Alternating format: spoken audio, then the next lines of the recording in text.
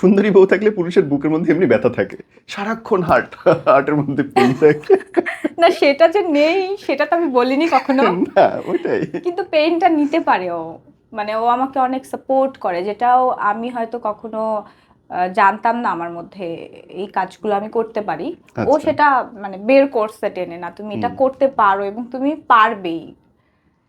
নাকি বাবার মতো স্বামী পাইলা? এটা আমি এই তুমি গল্পটা শোনাইতে চাই আপনাদেরকে, this is very interesting story. আমরা যারা এখনকার স্বামী, আমরা আমাদের বউদেরকে অনেক অযত্ন করি, অনেক কম ভালোবাসি। আমি নুসরাতের, আপনাদের যদি এই গল্পটা শোনাই ওর মা বাবার গল্প, you will learn it man, how beautiful it is. বলো না।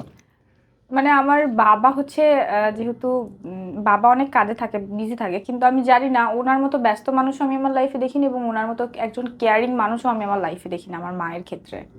মানে সে আমাদের ক্ষেত্রে যাই হোক তাই হোক, কিন্তু আম্মুর ক্ষেত্রে কোনো কম্প্রোমাইজ নাই। উল্টা হয়তো মানুষ বাচ্চাকে বেশি আদর করে। নেভার এভার, তার কাছে তার ওয়াইফ অনেক বড় কিছু, এবং সে খুবই, থাকে না যে ভালোবাসার থেকেও রেসপেক্টটা বেশি করে, ওরকম। হ্যাঁ। মানে আম্মু এখনো, আর আমার আম্মু খুবই ইনোসেন্ট, মানে খুবই সহজ সরল একজন মানুষ। আমি কখনো আম্মুর কথা আসলে বলি না, আম্মু পছন্দও করে না এটা, এই কারণে আজকে আপনার প্রোগ্রামে বললাম।